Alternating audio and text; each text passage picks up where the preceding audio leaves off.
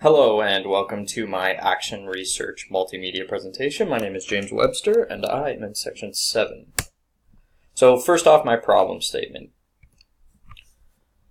Students who struggle with reading, in particular language minority students, are often taught reading with the use of lower level fiction texts, things like fairy tales, fables, and such. In my placements, I experienced this a lot. Having several students coming in that were non-readers of English text, they were often given these very low level fiction texts.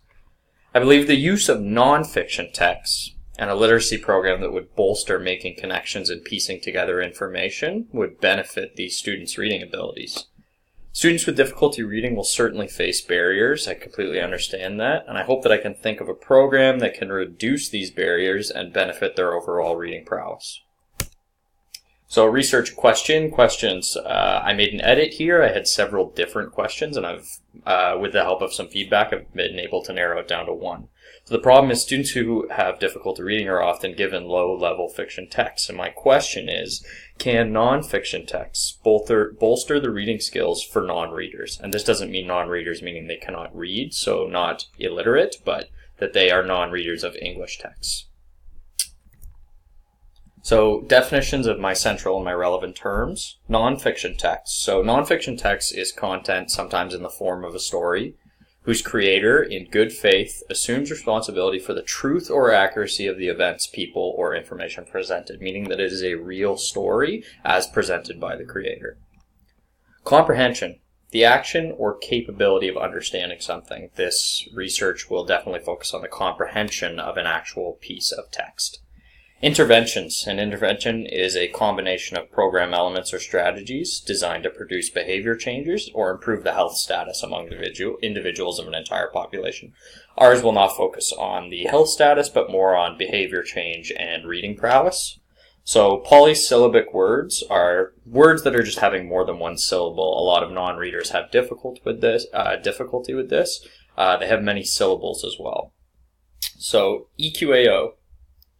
EQAO is the Provincial Education, Equity, and Accountability Office, and it's an independent government body that develops, oversees reading, writing, and mathematics tests that Ontario students must take in grades 3, 6, 9, and 10. That is relevant because during my data acquisition phase, I think that using EQAO stats would be a really good idea. So now to my literature. My first piece of literature was Yellow Brick Roads by J. Allen. In Yellow Brick Roads, Janet Allen offers research-based methods for helping teachers move forward with these goals. It's a book, and it provides practical methods, detailed strategies, and resources for read-aloud, shared, guided, and independent reading. It's really a great book for scaffolding reading, so this wouldn't be necessarily having to do with nonfiction text, but how to actually scaffold a reading program for non-readers. Next, Dick Allington, What Really Matters for Struggling Readers, Designing Research-Based Programs. So Dick Allington delivers a concise and balanced introduction to reading, remediation, and intervention programs.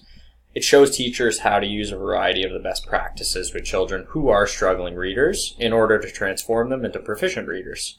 It includes new findings on reading achievement and instruction, and it's really just a great book for data collection as well. It has a lot of relevant data to struggling readers, which is important for me.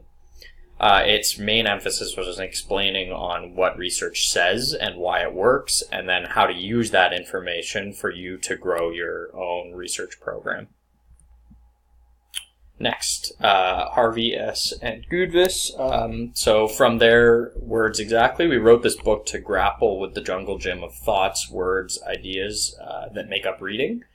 We are insatiably interested in kids' thinking. So this is a very metacognizant kind of paper that I read, and it was really comprehensive, and it was full of strategies and lessons for educators about what it's like to be teaching and trying to enhance the learning of your students.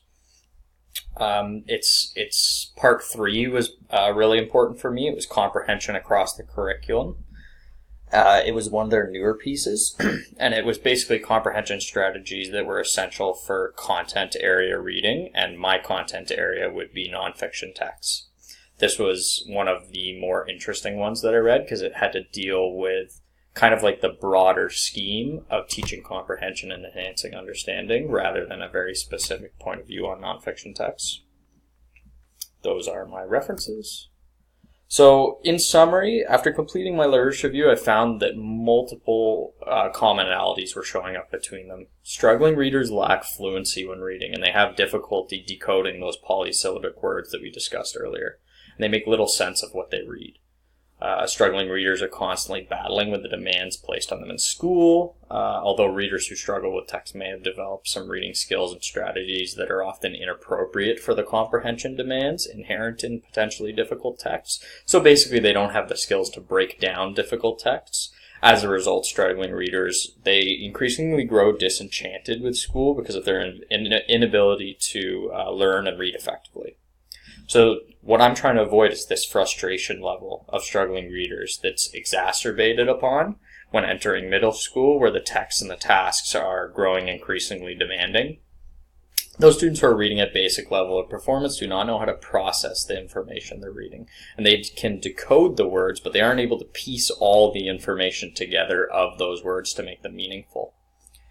This is why I think nonfiction text would be extremely beneficial, because the decoding would be obviously still difficult, because decoding is difficult for struggling readers. However, those connections between those decoded words I feel would be a lot more beneficial for them because they are real life stories. Moreover, they also need to be encouraged to make connections between what they're reading and their own life experiences. Another reason why I feel that nonfiction text would be beneficial. It's much easier to relate a real story to a real life than a fiction story to a real life. So, from one of my papers, they encouraged teachers to teach their struggling readers that strategies have been identified and used by proficient readers, so that being a proficient reader isn't just a gift, it's something you need to work at. Strategies like making connections to prior knowledge and new information in a text, questioning, making inferences, distinguishing between more important and less important ideas, synthesizing, monitoring comprehension, and using imagery to construct meaning. And I feel that nonfiction texts benefit every single one of those strategies. Students must be given the opportunity to practice using their strategy with guidance from a teacher.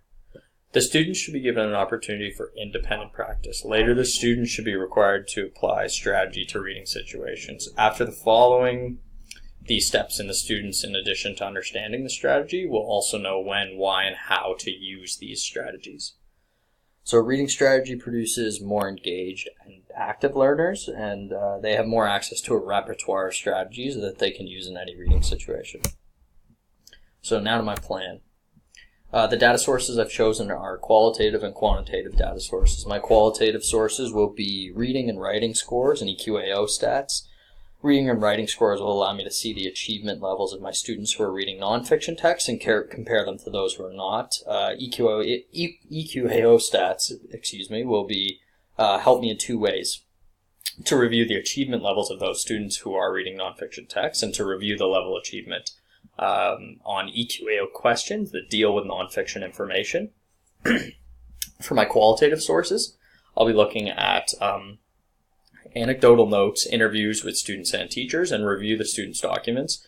By reviewing these qualitative data sets, I'll be able to gain a better understanding of how students feel about nonfiction texts, negative and positive. And I'll also be able to review some of those thinking processes of the nonfiction readers and the processes and strategies that we've been trying to teach them that will benefit non-readers. So for triangulation, validity, and reliability, triangulation is normally 3 data sources. I'm using multiple data sources, so it's not so much triangulation in the form of 3, but it's just using multiple data sources to try and get a more valid and reliable set of information. Data accuracy and reliability are important concerns when doing research like this. To achieve validity and reliability, I'm not going to just look at information related to the difference between nonfiction and those reading alternative types of texts. Reviewing any information that is not related will make my data unreliable and invalid. Triangulation is one of the popular research tools commonly used. And as the word contains, obviously it's 3, we're using more. For my research purposes, I'm going to investigate way more than 3. I think that would be much more valid and reliable, especially because they can all be used in coercion together to kind of prove that what I feel about nonfiction texts. So for participants and setting, as a new teacher, I'm going to have a wide range of possible teaching grades and opportunities because every grade level has non-readers and the JI level has many non-fiction text opportunities. I'll focus my research there. Hopefully in a JI setting, I'll be able to focus on those non-fiction texts. My studies participants will consist of students, not just those who are using non-fiction text, but also others, because I will need to compare the data to the other participants. Other participants could include EQAO students whose stats I have access to, assuming that is possible. For ethical considerations, to ensure the confidentiality of my students, I will randomly give students numerical identification codes before the data is reviewed. This number will be applied to all of the data that I collect from them. This is going to allow for basically a blind study, which I will not know which student is which, but I will see their reading choices and their data. So it's kind of like hiding me from which students are doing what. This will allow for them to remain confidential and allow me to complete an unbiased assessment of the research. It must be approved by the Research Ethics Board. I know Brock has one if I was going to do it through Brock. As evidence, a student's willful participation, I'm going to provide a copy of the letter of invitation to each student to be signed by them and their parents.